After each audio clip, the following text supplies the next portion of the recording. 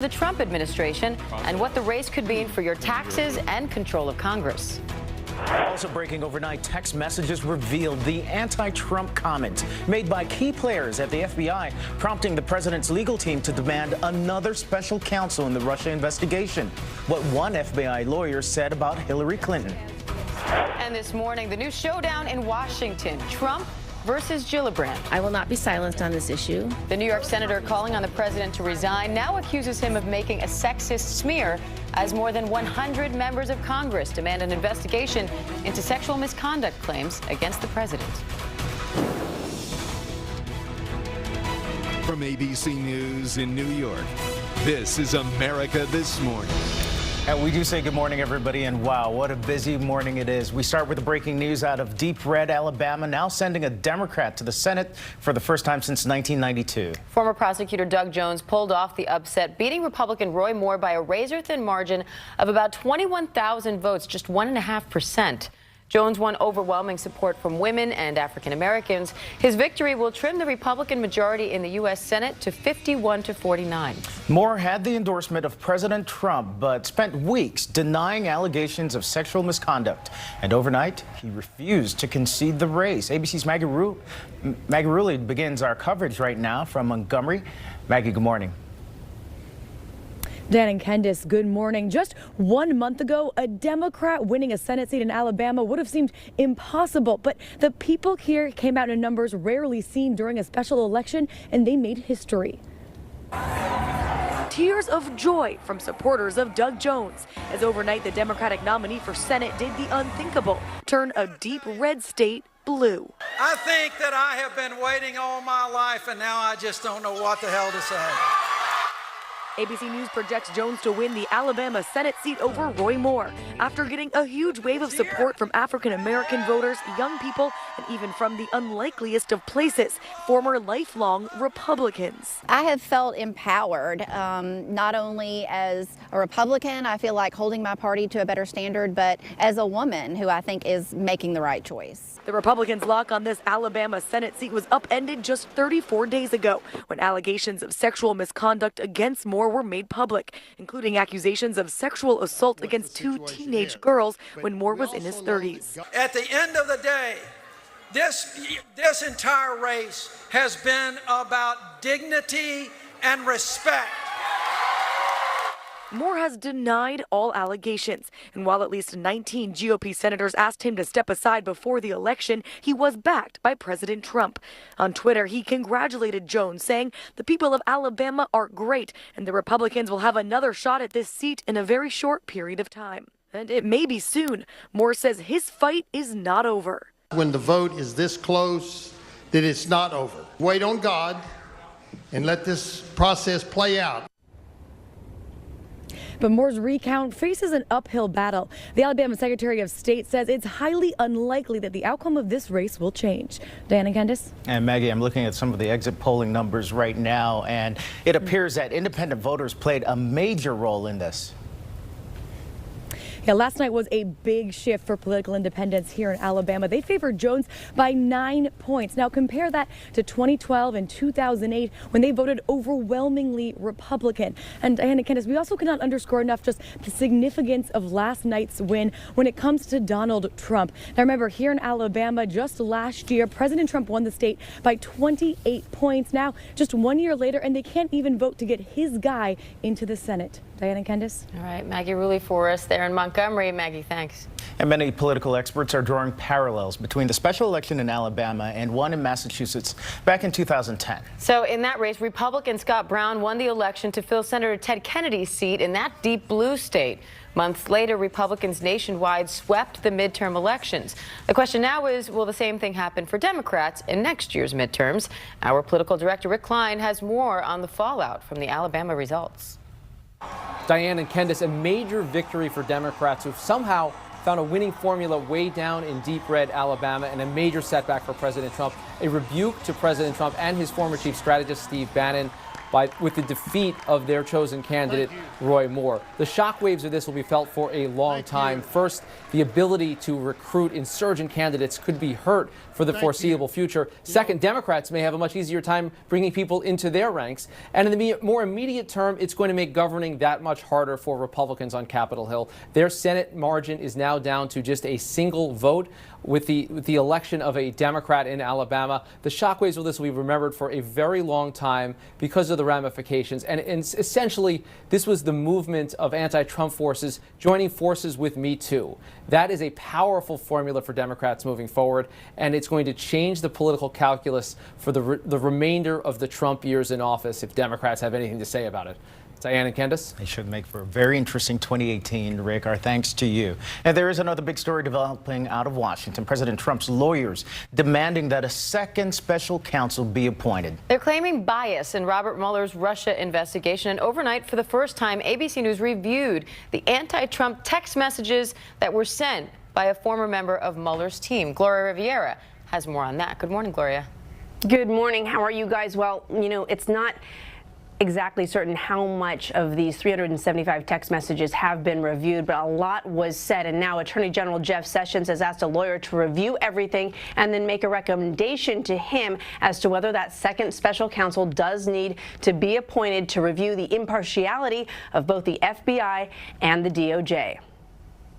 This morning, the text messages President Trump's lawyers say show a conflict of interest for the FBI in its Russia probe. God, Trump is a loathsome human.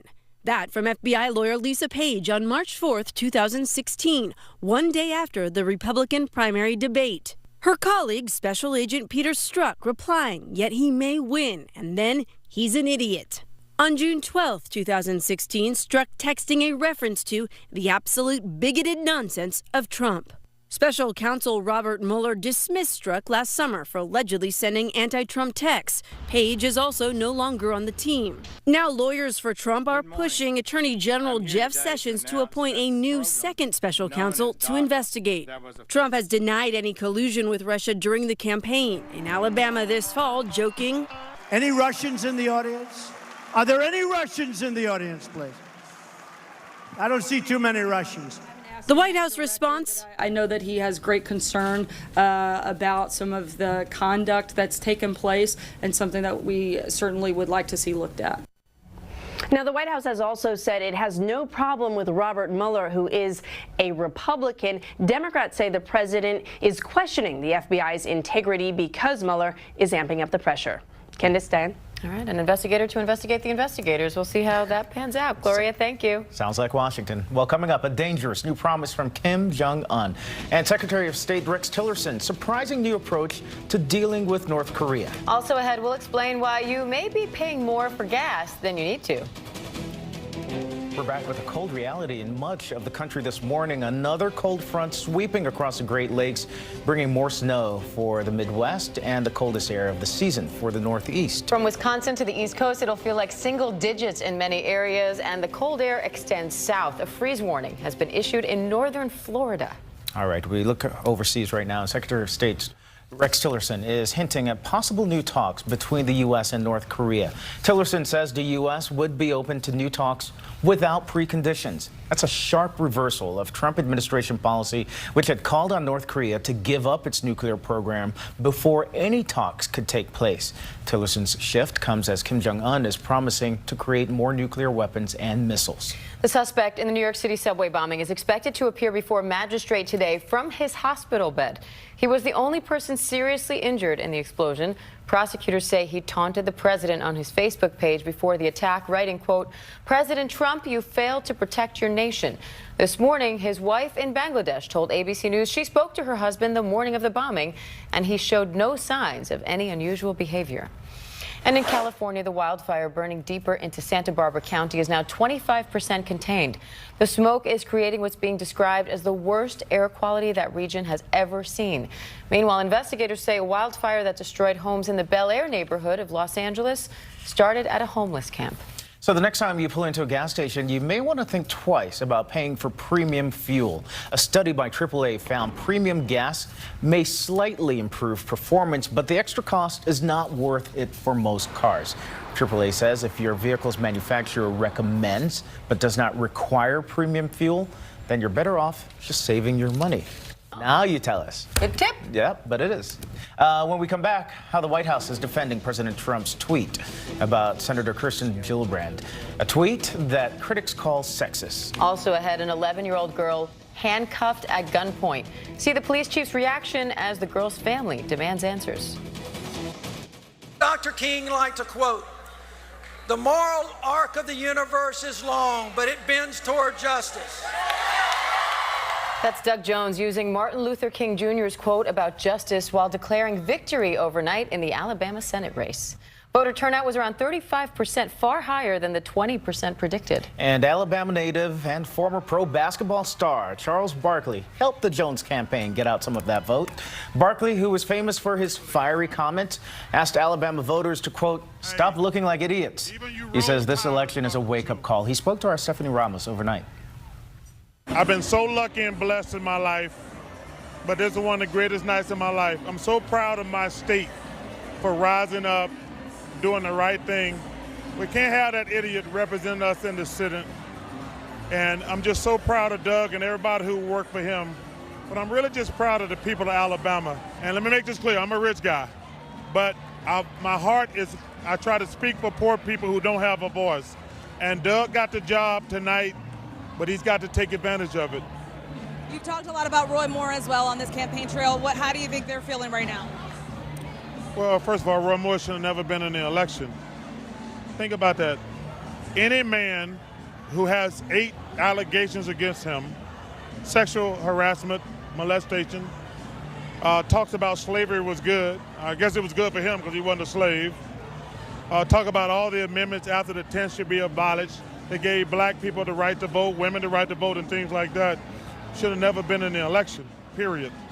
Charles Barkley, always with an opinion. And it was a very different situation in the meantime at Roy Moore's headquarters overnight. But Moore said the race is not over. His campaign says it will fight for a recount if possible, but that seems unlikely with the margin of votes near 21,000 right now.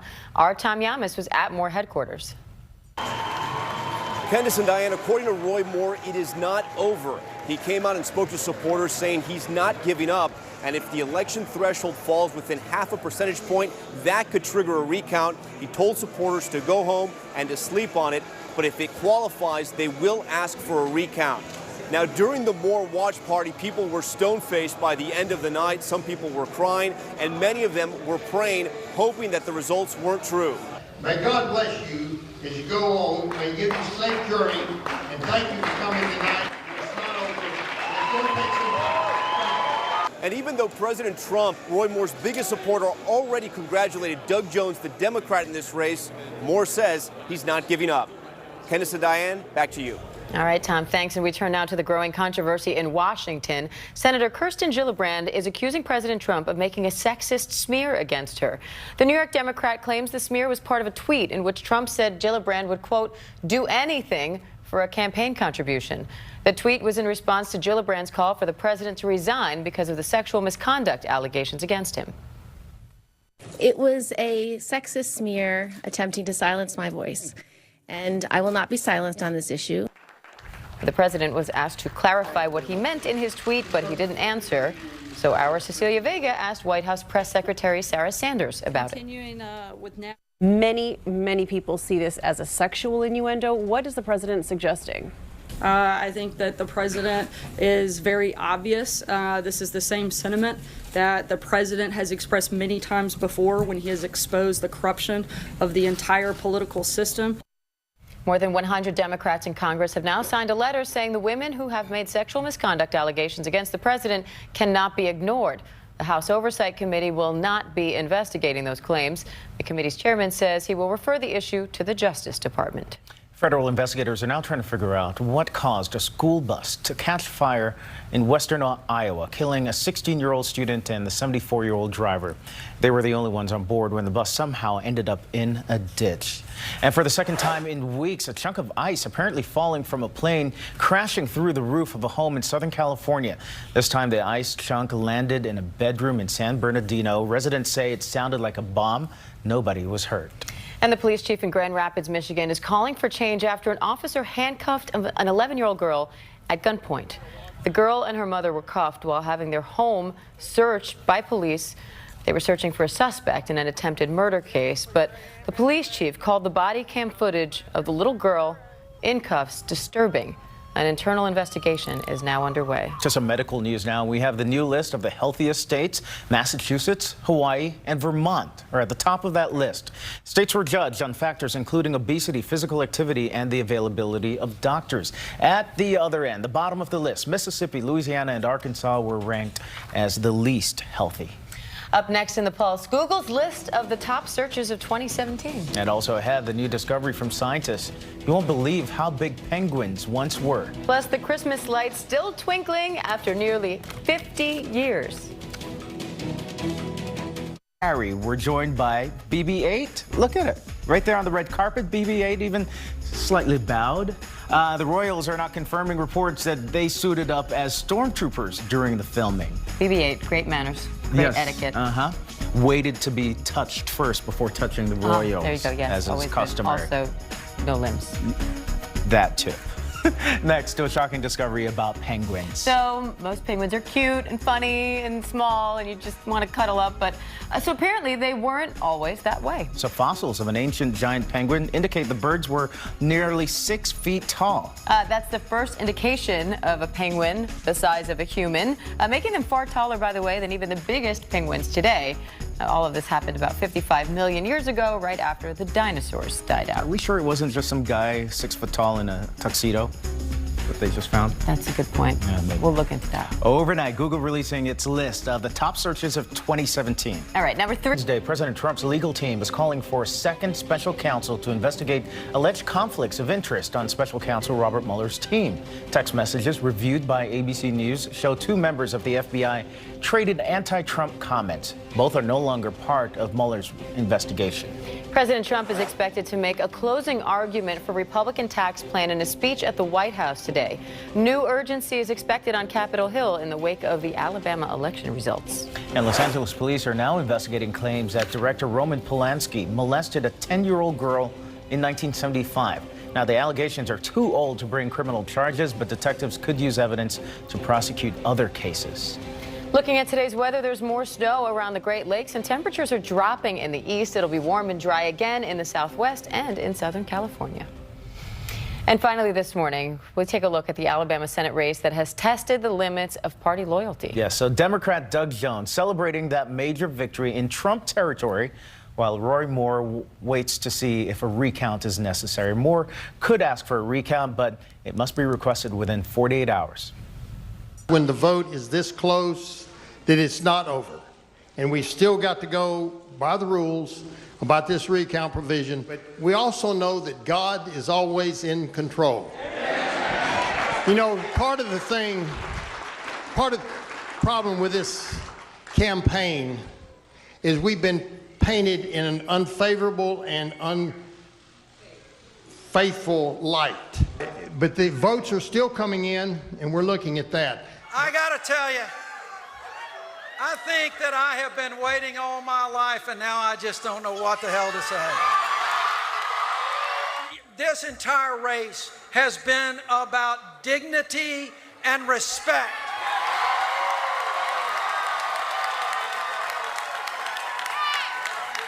This campaign has been about the rule of law. This campaign has been about common courtesy and decency and making sure everyone in this state, regardless of which zip code you live in, is going to get a fair shake in life. Alabama has been at a crossroads. We have been at crossroads in the past, and unfortunately, we have usually taken the wrong fork. Tonight, ladies and gentlemen, you took the right road.